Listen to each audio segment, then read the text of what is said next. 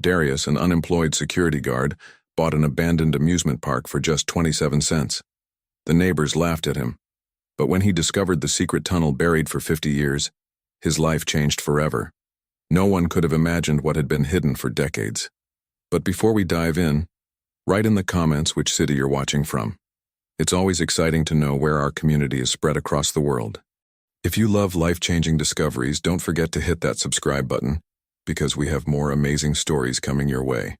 The morning sun cut through the Venetian blinds of the cramped duplex on Maple Street, casting prison bar shadows across the kitchen table, where Darius Coleman sat staring at a stack of overdue bills. At 42, his hands bore the calluses of 2 decades in factory work, but his eyes carried the weight of a man who'd watched opportunity slip through his fingers one too many times.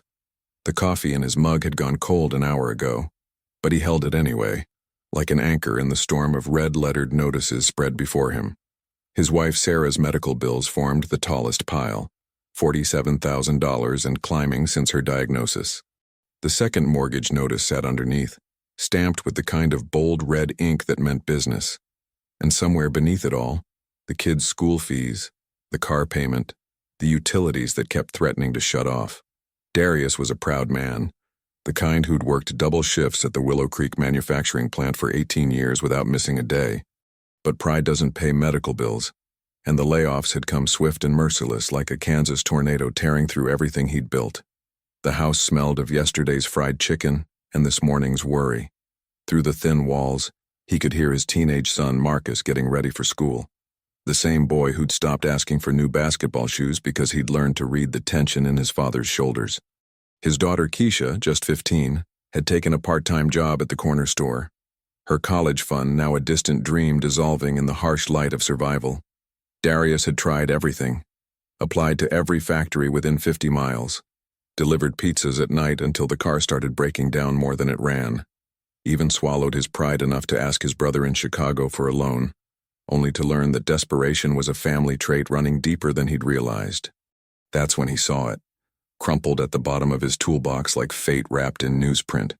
A notice from the Willow Creek Municipal Office about a public auction. Abandoned property sale, items to be sold for unpaid city taxes.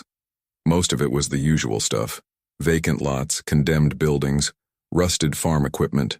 But one listing caught his eye. Thrillwood Amusement Park, 47 acres, minimum bid 25 cents. 25 cents. For a whole amusement park.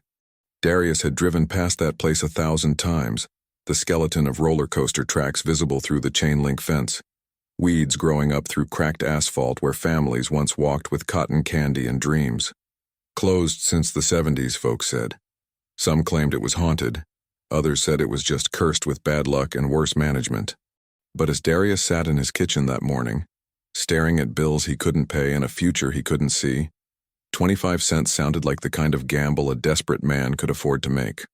The auction was held on a Tuesday morning in the basement of the Willow Creek City Hall, a room that smelled of burnt coffee and bureaucratic resignation. Darius sat in the back row of metal folding chairs, his 27 cents clutched in his palm like a talisman. Around him, a handful of locals dozed through the proceedings, mostly farmers looking for cheap equipment and contractors hoping for salvageable materials. When the auctioneer, a thin man with wire-rimmed glasses named Pete Kowalski, called out, "Lot 47, Thrillwood Amusement Park," the room stirred with mild interest and muffled chuckles. "Do I hear 25 cents?" Pete's voice echoed in the nearly empty space. Darius raised his hand, heart hammering against his ribs. 25 cents to the gentleman in back. "Do I hear 30? Silence stretched like pulled taffy. Someone in front muttered, "Fool's buying himself a liability." Going once, going twice. Sold for 27 cents to bidder number 43. Just like that, Darius Coleman owned 47 acres of rust, weeds, and memories. 3 hours later, he stood at the main gate of Thrillwood Park, a ring of keys heavy in his hand. The afternoon sun cast long shadows through the twisted metal of the entrance arch, where faded letters spelled out, "Thrillwood," in paint so chipped it looked like broken teeth. The chain-link fence had been cut in several places by vandals and urban explorers over the years, creating jagged doorways into a world time had forgotten. His boots crunched on asphalt buckled by decades of frost and neglect as he walked the main midway. To his left, the carousel sat like a monument to decay, its painted horses frozen in mid-gallop, their bright colors now ghost-pale and streaked with rust.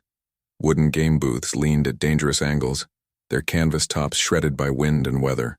The smell hit him in waves, mildew from standing water, the sweet rot of carnival food that had long since returned to earth, and underneath it all, something else. Something that whispered of cotton candy and summer nights, of children's laughter echoing off these same walls when they still knew how to sing. Darius walked deeper into the park, past the bumper car pavilion where weeds grew through cracks in the floor, past the funhouse with its broken mirrors reflecting fractured versions of his weathered face. Every step felt heavier, not with regret, but with possibility. He could see it, not what it was, but what it could become. A flea market, maybe. Event space for weddings. Hell, even a scrapyard would turn more profit than the 27 cents he'd invested. But it wasn't until he reached the back of the property, beyond the collapsed snack stands and the skeletal remains of the tilt-a-whirl, that he found something that made his pulse quicken. The tunnel of love sat partially hidden behind a curtain of Virginia creeper and wild grapevines. Its heart-shaped entrance, once painted bright red, now looked like a wound in the gathering dusk. Darius pushed through the overgrowth, flashlight beam dancing across peeling Cupid murals and water-stained plywood hearts. The tunnel itself was blocked by fallen beams, but as he played his light along the walls, something caught his attention. Behind what appeared to be a maintenance panel, barely visible beneath layers of grime and graffiti, was the outline of a door. Not a maintenance door, this was different, heavier, more deliberate. And when he pressed his ear against it instead of solid wood, he heard something that made his breath catch in his throat. Echo, hollow space, a void where none should exist. The lock was old, corroded, but still intact. As Darius examined it more closely, his flashlight caught something etched into the metal, a symbol he'd never seen before. A 5-pointed star intertwined with an old-fashioned skeleton key, carved deep enough to survive decades of weather. He tried the keys Pete Kowalski had given him. None fit. But something about that symbol, about the careful way this door had been hidden, told him this wasn't the end of his discovery. It was the beginning. Darius couldn't sleep that night. He lay in bed listening to Sarah's labored breathing beside him, the sound of her damaged lungs working harder than they should, and all he could think about was that hidden door. By 3 a.m., he'd given up on rest entirely. He dressed quietly, grabbed his toolbox from the garage and drove back to Thrillwood through the empty streets of Willow Creek. The park looked different in the pre-dawn darkness, more alive somehow, as if the shadows held conversations from decades past. His footsteps echoed differently too, less lonely, as though the ghosts of 1,000 summer nights walked alongside him. He made his way back to the tunnel of love, flashlight cutting through the thick air that tasted of rust and forgotten dreams. The hidden door waited for him like a patient secret. Darius had always been good with his hands. 20 years of factory maintenance had taught him that every lock had a weakness, every barrier had a breaking point. He worked the corroded mechanism with a combination of penetrating oil, gentle pressure, and the kind of stubborn determination that had carried him through 2 decades of double shifts. After an hour of careful work, something inside the lock gave way with a sound like a sigh. The door swung inward on hinges that groaned in protest, releasing a rush of air that was cooler, older, tinged with scents he couldn't identify. Dust motes danced in his flashlight beam as he stepped across the threshold, and immediately he knew this wasn't just a maintenance room or forgotten storage space. This was something else entirely. Stone steps descended into darkness, carved from native limestone and worn smooth by countless footsteps. The walls were reinforced with timber that looked hand-hewn, the kind of craftsmanship that spoke of permanence, of secrets worth protecting. Each step down felt like traveling backward through time, the modern world above fading away until there was only the echo of his boots and the steady drip of groundwater finding its way through rock. At the bottom of the stairs, Darius found himself in a chamber that stole his breath entirely. The room stretched out before him like a cathedral built by shadows and determination. Wooden crates lined the walls, stacked floor to ceiling, each one carefully labeled with numbers and dates that meant nothing to him yet. But it wasn't the crates that made his hands tremble as he raised the flashlight higher. It wasn't even the pristine condition of everything around him, preserved by the cool, dry air like artifacts in a tomb. It was what sat in the center of the room, arranged with mathematical precision on a massive oak table that looked like it had been built to last centuries. Gold bars, dozens of them, each one the size of a brick, glowing dully in the flashlight beam like captured sunlight. Beside them, stacks of bills bound with rubber bands that had long since rotted away, the paper money so old it looked like museum pieces. And surrounding it all, smaller wooden boxes filled with coins that clinked softly when his shaking light made them glimmer. Darius set the flashlight on the table and sank into a chair that creaked under his weight, his legs suddenly unable to support him. This wasn't happening. This couldn't be real. People didn't buy amusement parks for 27 cents and find treasure rooms underneath. That happened in movies, in books, in stories told by old men who'd had too much to drink. But the gold was cold and heavy when he lifted a bar with trembling fingers. The bills were real too, their edges brown with age but their printing crisp and clear. Many bore dates from the 1920s, the 1930s, denominations he'd only seen in history books. And the coins, his breath caught as he recognized some of them. Mercury dimes, Walking Liberty half-dollars, Indian head pennies, all in pristine condition, as if they'd been sealed away the day they were minted. He found a ledger book lying open beside the stacks, its pages yellowed but still readable. The handwriting was elegant, precise, the kind they'd taught in schools when penmanship mattered. At the top of the first page, in flowing script, property of E.J. Hawthorne, 1923 and 1934. For the future of my children and their children, when the world remembers how to be just. Darius turned pages with careful fingers, his eyes widening as the scope of what he'd found became clear. This wasn't just a treasure room. It was an inventory, a carefully maintained record of wealth accumulated over decades. Gold purchased during market panics, silver coins saved from melting, paper money collected and preserved. And at the bottom of each page, that same symbol he'd seen on the door, the star intertwined with the key. The final entry was dated December 7th, 1941. The handwriting was shakier here, more urgent. Pearl Harbor attacked. The world changes again. I seal this room today, trusting that whoever finds it will understand. This was never about the gold.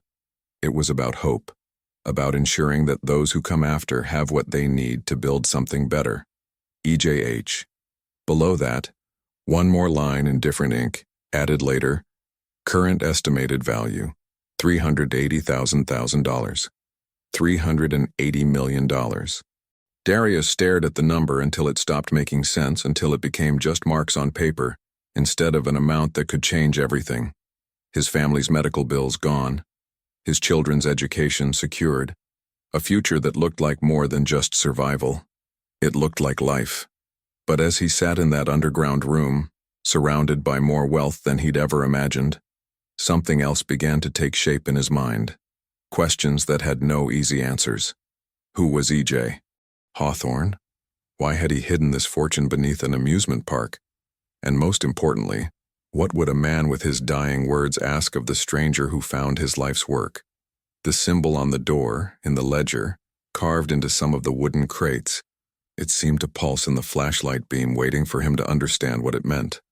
The star and the key, hope and access, a way forward that would require more than just taking what he'd found. It would require becoming worthy of it.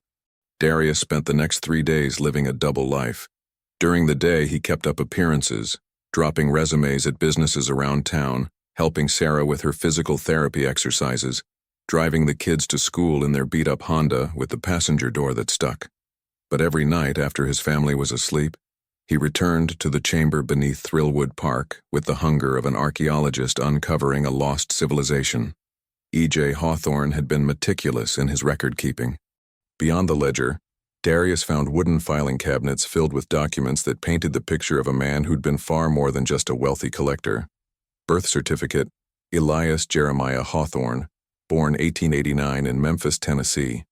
Business licenses dating back to 1915 for everything from a jazz club called the Moonlight Room, to import-export companies with names that sounded legitimate but felt secretive, and photographs, dozens of them, carefully preserved in oiled paper, showing a tall black man with intelligent eyes and a smile that suggested he knew secrets the world wasn't ready for. The photos told a story that history books had forgotten.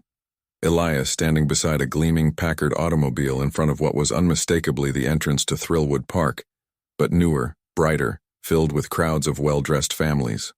Elias shaking hands with white businessmen in expensive suits, their expressions respectful in a way that spoke of money transcending the usual barriers of the 1920s South. And most intriguingly, Elias with a woman and two young children, a boy and a girl, all of them smiling with the confidence of people who believed their future was secure. But it was the letters that broke Darius's heart. They were bundled together with red ribbon that had faded to pink over the decades. Addressed to my dearest Margaret, in that same flowing handwriting from the ledger. The first ones were love letters, full of plans and promises. The park is doing better than we ever dreamed.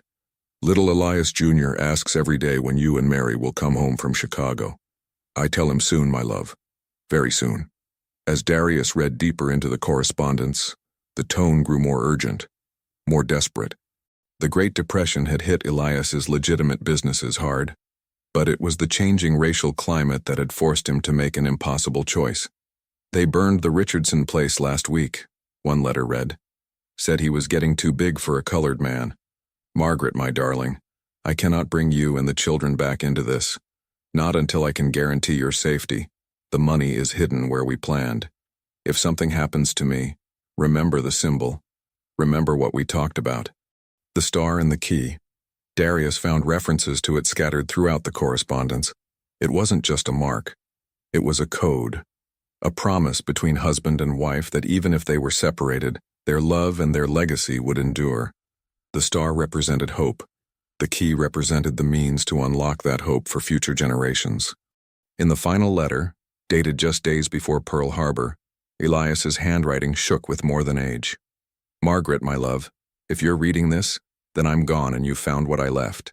The park was never the real treasure. It was the cover story. All those years, all those late nights, all those risks. It was for Elias Jr. and Mary, for their children, for the generation that would come after when the world was ready to see us as equals. Don't mourn me, darling. Use what I've built to give them the future we dreamed of.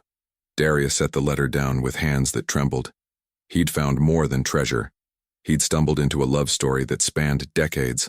A family separated by hatred and reunited only in dreams. But where were they now? What had happened to Margaret? To the children who'd waited in Chicago for a father who never came home? That's when he found the deed. It was tucked inside the ledger's back cover, yellowed with age but still legal in its careful language. The Thrillwood Park property hadn't been abandoned by the city due to unpaid taxes. It had been held in trust by a law firm that had gone out of business in 1987. The deed specified that if no direct descendants of Elias Jeremiah Hawthorne claimed the property within 50 years of his death, it would revert to public ownership and be sold at auction. 50 years. Darius did the math in his head. Elias had died in 1942, according to a death certificate tucked behind the deed. That meant the trust had expired in 1992, but somehow the paperwork had gotten lost in bureaucratic shuffles. For 31 years, Thrillwood Park had sat in legal limbo while lawyers forgot about it and the city assumed someone else was responsible for the taxes, which meant Darius's 27-cent purchase might not be legal at all. But more importantly, it meant that somewhere out there, Elias Hawthorne's descendants might still be alive. Children, grandchildren, great-grandchildren, who had no idea their ancestor had left them not just a fortune, but a legacy of hope buried beneath a Missouri amusement park. The weight of responsibility settled on Darius's shoulders like a lead blanket. This wasn't just about his family's needs anymore. This was about justice, about honoring a man's dying wish, about ensuring that E.J. Hawthorne's sacrifice hadn't been in vain. But as he climbed the stone steps back to the modern world that night, one question haunted him more than all the others. In a world where $380 million could solve every problem his family had ever faced, did he have the strength to do what was right instead of what was easy? The symbol carved into the door seemed to glow in his flashlight beam as he sealed the chamber behind him. The star and the key, hope and access. A test he wasn't sure he was ready to pass. The first sign that Darius's secret was slipping came on a Thursday morning when his neighbor, Mrs. Kowalski, Pete the auctioneer's widow, knocked on his door with a casserole and too many questions. "Heard you bought that old death trap out on Highway 9, she said, her pale blue eyes sharp as winter wind. "What you planning to do with all that rusty metal?" Darius accepted the green bean casserole with a smile that felt painted on. "Just looking for salvage, Mrs. K. Maybe some scrap I can sell." But her expression suggested she'd heard differently. "Funny thing," she continued, not moving from his doorstep despite the morning chill. "Pete mentioned you've been going out there every night this week. Neighbors been seeing your headlights. Makes folks wonder what's so interesting about that place after dark." Heat crept up Darius's neck. He'd been careful, or thought he had, but Willow Creek was the kind of town where everyone knew everyone's business, and strangers asking questions stood out like blood on snow. "Just trying to get a feel for the property," he said. "You know how it is." Mrs. Kowalski nodded slowly, but her eyes never left his face. "Course. Well, you be careful out there, Darius. That place has a history of swallowing up folks who get too curious about its secrets." The way she said secrets made his stomach clench. That afternoon, while Sarah napped and the kids were at school, Darius drove to the Willow Creek Public Library, a brick building that smelled like old books and forgotten dreams. He needed to know more about E.J. Hawthorne, needed to understand what he was dealing with before word spread any further. The librarian, a reed-thin woman named Dorothy Chen, helped him navigate the microfiche machine that held decades of local newspaper archives. What he found painted a picture that was both inspiring and terrifying. "Colored businessman brings prosperity to Willow Creek," read a headline from the Willow Creek Gazette, dated June 15, 1923. The accompanying article described Elias Hawthorne as a forward-thinking entrepreneur who'd invested heavily in local businesses and created jobs for both white and colored workers at his amusement park. The tone was respectful, even admiring, unusual for the era. But the headlines from later years told a different story. Questions raised about Hawthorne Enterprises, from 1929. Federal agents investigate local businessman, from 1931. And finally, ominously, Hawthorne dies in suspicious fire, from December 15, 1942. Darius's hands shook as he read the final article. Elias had been found dead in his office at Thrillwood Park, apparently overcome by smoke from an electrical fire that had destroyed most of the administrative buildings. The investigation had been cursory. Wartime had made everyone eager to close cases quickly. But buried in the article's final paragraph was a detail that made Darius's blood run cold. Federal agents confirmed that no evidence of the alleged fortune rumored to be hidden on the property was discovered in the fire's aftermath. They'd known. Even then, people had whispered about Elias Hawthorne's hidden treasure, and someone had been desperate enough to kill for it. The sound of footsteps on the library's hardwood floor made Darius look up. A man in an expensive suit stood at the end of the aisle, studying the genealogy section with the kind of casual interest that felt anything but casual. He was young, maybe 30, with the pale complexion and soft hands that spoke of office work and money. When their eyes met, the man smiled, a corporate smile that never reached his eyes. "Excuse me," the stranger said, approaching with measured steps.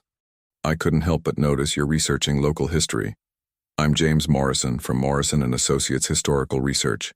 We specialize in genealogical investigations and estate settlements." He handed Darius a business card that was heavy, expensive cardstock. "Are you by any chance working on a family tree? We've had several clients recently interested in the Hawthorne family lineage." Darius's mouth went dry. "Just curious about local history," he managed. Morrison's smile widened. "Of course. Well, if you come across anything interesting about the Hawthorne estate, we'd be very interested in discussing it with you. There are substantial finder's fees available for the right kind of information." He leaned closer, his cologne expensive and cloying.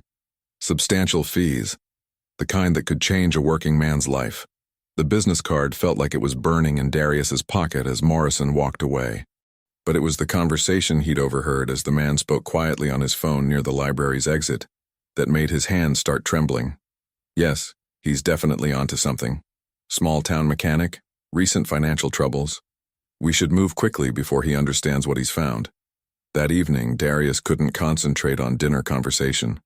Sarah noticed his distraction, the way he kept glancing toward the windows, checking the locks twice before bed. When she asked what was wrong, he claimed it was just work stress, but the lie sat bitter on his tongue. He didn't go to Thrillwood that night. Instead, he sat in his darkened living room, watching the street through barely parted curtains. At 2 a.m., a dark sedan drove slowly past his house, pausing just long enough for someone inside to take photographs. It happened again at 4 a.m., and again just before dawn. By Friday morning, Darius felt like a man drowning in questions. Who was James Morrison really working for? How had they connected him to the Hawthorne estate so quickly? And most terrifyingly, what would they do if they discovered what he'd found beneath Thrillwood Park? The answers came sooner than he wanted. That afternoon, while Darius was at the unemployment office filing his weekly claim, someone broke into his house. They were professionals. Nothing obvious was disturbed. Nothing valuable was taken. But Sarah's jewelry box had been carefully searched. His home office had been gone through with surgical precision, and someone had photographed the contents of their financial documents. Sarah was shaken, but trying to hide it for the kids' sake. "They didn't take anything," she kept saying, as if repetition would make it true. Maybe it was just teenagers looking for drug money. But Darius knew better. This was connected to Thrillwood, to EJ, Hawthorne, to the fortune that someone else clearly believed belonged to them. The pressure was building from all sides. Morrison and his mysterious clients circling closer, neighbors asking too many questions, and his own family's needs pressing down on him like a vice. That night he made a decision that would haunt him for weeks to come. He drove to Thrillwood Park one final time, descended into E.J. Hawthorne's chamber, and did what desperate men do when they're running out of options. He took just one gold bar. Just one, he told himself as he slipped it into his jacket pocket. Enough to pay Sarah's medical bills, to buy them some breathing room while he figured out what to do about the rest. It wasn't stealing. Technically, he owned the property now, and surely Elias Hawthorne would understand. Surely a man who'd sacrificed everything for his family's future would forgive another father for doing the same.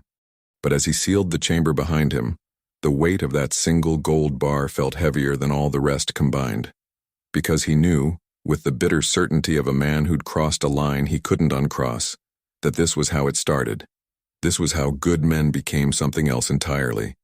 And somewhere in the darkness of Thrillwood Park, the ghost of E.J. Hawthorne seemed to be watching, waiting to see what kind of man Darius Coleman would choose to become when the world closed in around him, and the only light left was the gold he carried in his pocket like a piece of his own soul. The gold bar sat on Darius's kitchen table like an accusation made of precious metal, catching the morning light through the window and throwing it back in fragments that hurt to look at directly. He'd been staring at it for 2 hours, coffee growing cold in his hands, while Sarah slept upstairs and the kids got ready for school in blissful ignorance of the choice their father was about to make. $380 million waited beneath Thrillwood Park, enough to transform not just his family's life but entire generations of lives that hadn't been born yet. His great-grandchildren could go to Harvard, could become doctors and lawyers and anything else they dreamed of being. Sarah could get the experimental treatment her insurance refused to cover. Marcus could have that basketball scholarship without worrying about whether his old man could afford the application fees. All he had to do was stay quiet. Keep E.J. Hawthorne's secret buried where it had rested for 80 years, and let the world assume Darius Coleman had just gotten lucky with some salvage deals. But the letters haunted him. Margaret's face in those faded photographs haunted him. And most of all, the words Elias had written in his final entry haunted him. This was never about the gold. It was about hope.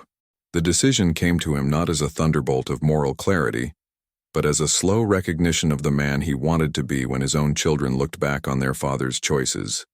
He picked up the gold bar, 20 pounds of temptation that could solve every problem he'd ever faced, and walked to his laptop. His first search was simple: Margaret Hawthorne, Chicago, 1940s. What he found made his chest tight with emotion. Margaret Williams Hawthorne had died in 1987, but not before raising 2 children as a single mother, working double shifts as a seamstress to put Elias Jr. through Howard University and Mary through nursing school.